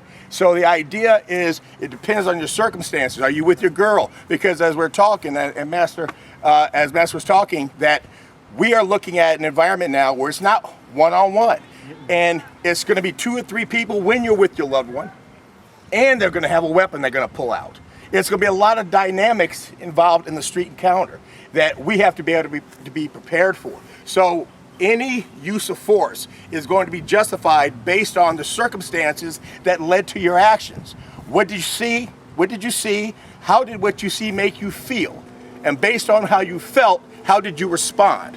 I've handled 4 full court cases on use of force as a cop and as a professional, as Master Ambrose as well. And I know what the court is. I know what the paper is. I know what depositions are. I know how to prepare people for the stand on the use of force that they employed, okay? So it varies for everybody. All you need to do is understand what was your state of mind at the time. What did you see? How did it make you feel? And if that puts you in fear for your safety, you have a reasonable right to defend yourself now. Also, the state of California, you got to understand what the law is, if I might borrow your body. Assault and battery. Everybody just says that as a blanket statement. It's assault and battery, right? It's 2 different things in California. Right. If I hit him, that's battery. If I do this, that's assault. Okay? I guarantee you, if I assault him, he's going to batter me. Yeah. Okay? Assault is putting someone in fear of a battery. Exactly. And that can even be somebody clenching. Let's give you an idea. Yeah, it's just- if I just clench my fist and tilt and lean in, It's that, fear that he's going to hit me. based on my That's training aggression right experience, now. that's the beginning of an attack. he's getting ready to get you. I don't have to wait for you to throw it for me to drop you. So if somebody mouths off and you want to teach them a lesson, No. No. Don't teach No. any lessons. Don't teach a lesson. Guys, time out. I'm sorry. I'm There you sorry. go. It's probably the right thing to do. It's Time not. out, please. I It's run an this important topic, though. Let me have the respect to run the class for a second. So I don't want to get into legality and stuff like that. If you want to have a class where we're talking about legality, law, enforcement of that would be a use good- of force of and course, stuff like that'd that, be a good that's a course. very, very, very good class too to learn. Use of weapons, improvised weapons at home. What can you do?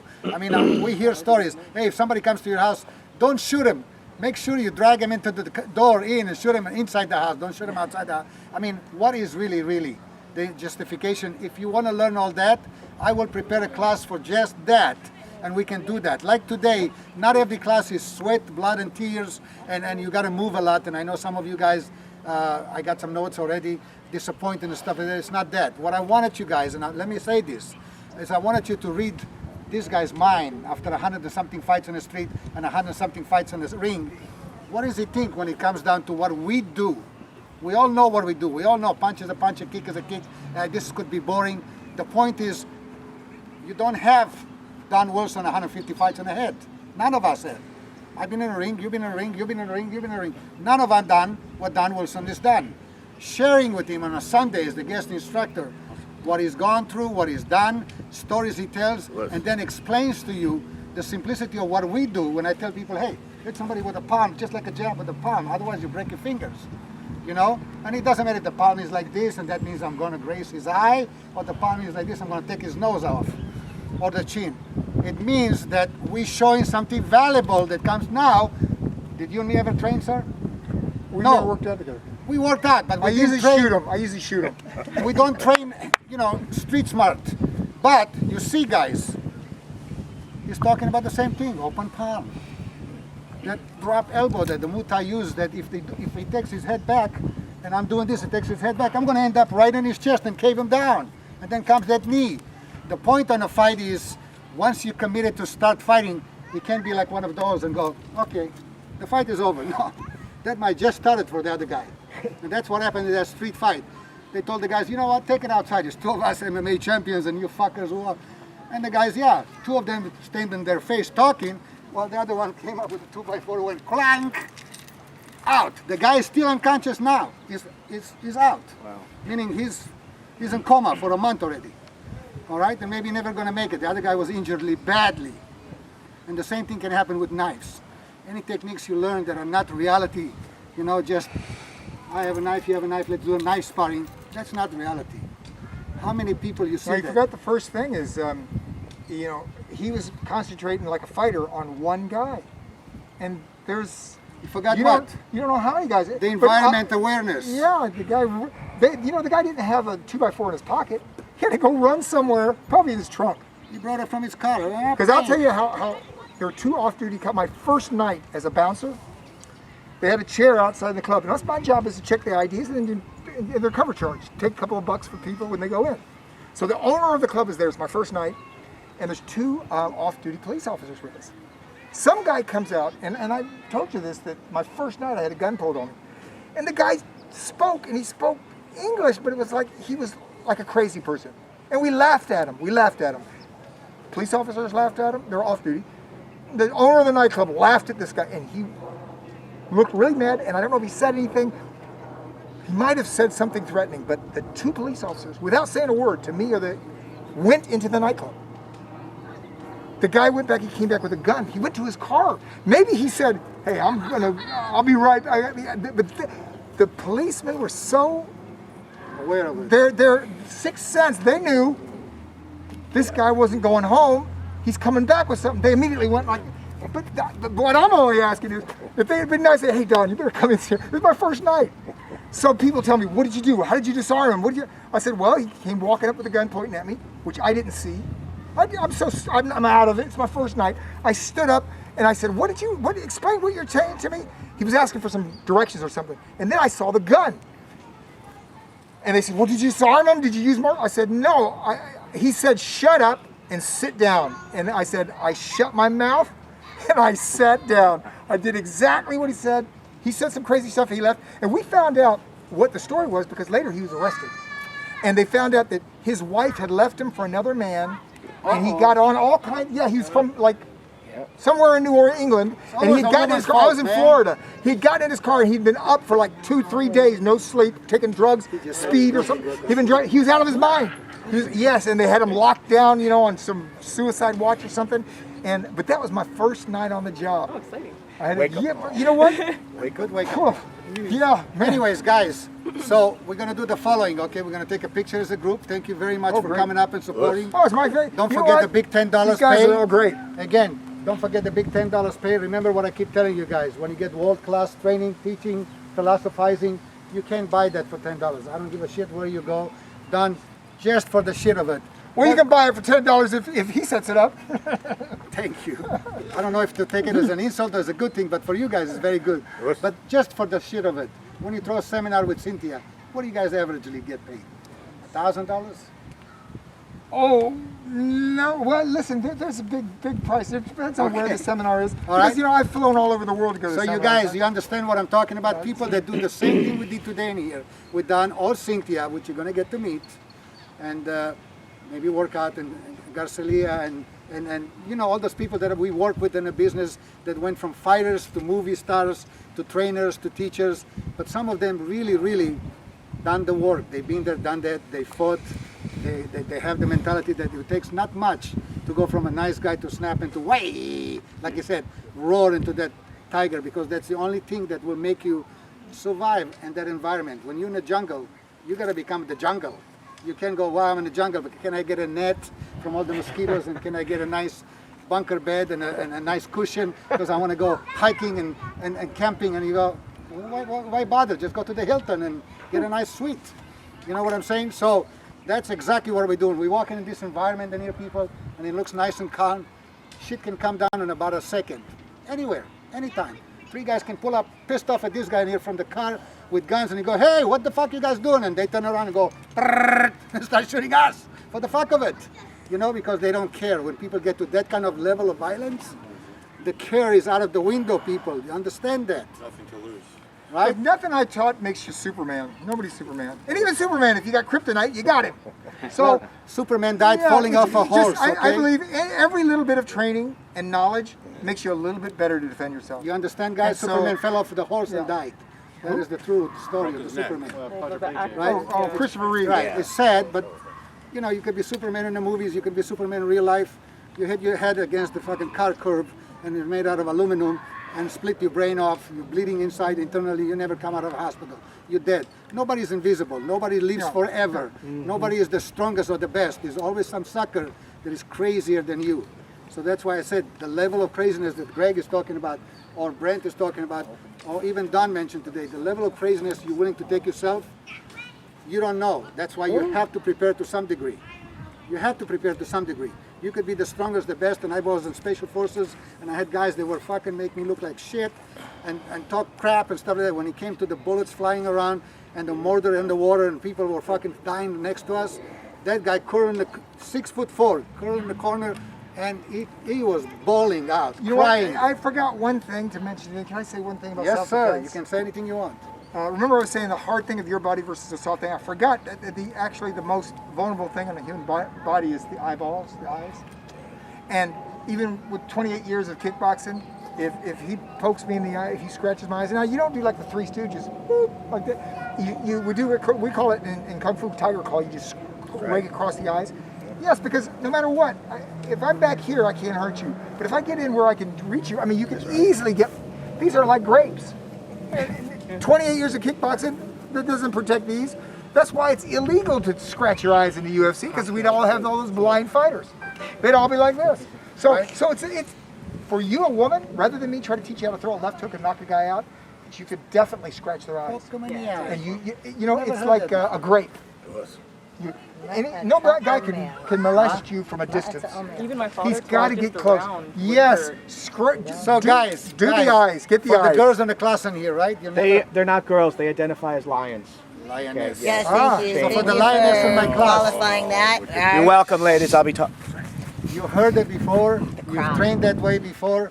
A nice little slap to the eye, a poke Yeah. to the eye. You don't have to knock them out. If you get the eye, listen, if I get my eyes scratched, 28 years of kickboxing goes right out the door. I saw in I'm Israel, helpless. and I'm sorry. I saw in Israel a friend of mine bouncing the door with me together, getting his ass kicked from a stupid thing like this happened.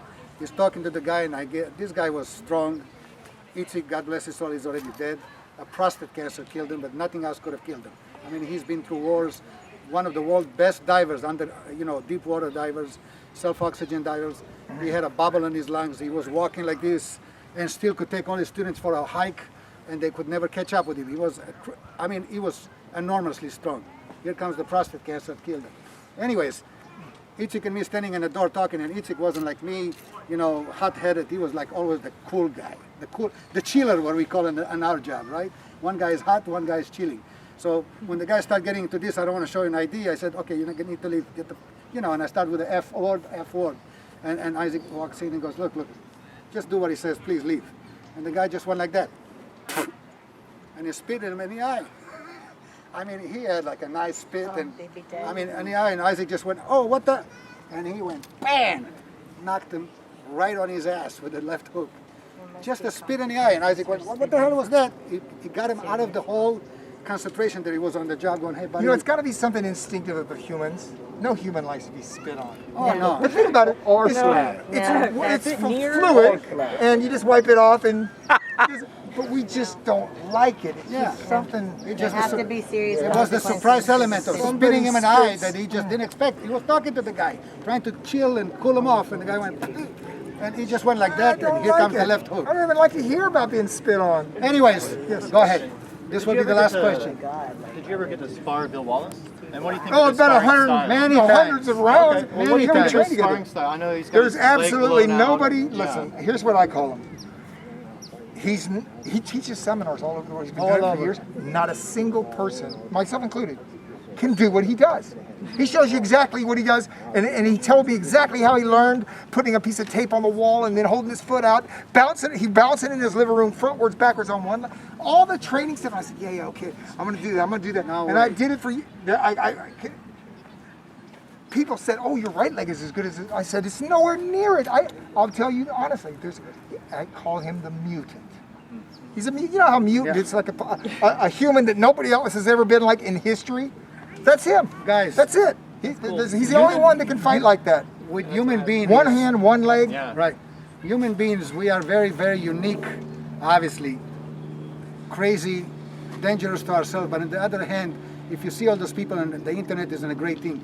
You saw a guy with no hands, no legs, doing exercise, doing things, jumping in the water. I mean, there's people that paint with the legs, paint with their mouth. I mean, human being can do. He lights a guy's cigarette with his toes. He combs their hair. That's for TV interviews and stuff. So he puts a comb in there, and he stands next to the interviewer and he combs his hair. Right.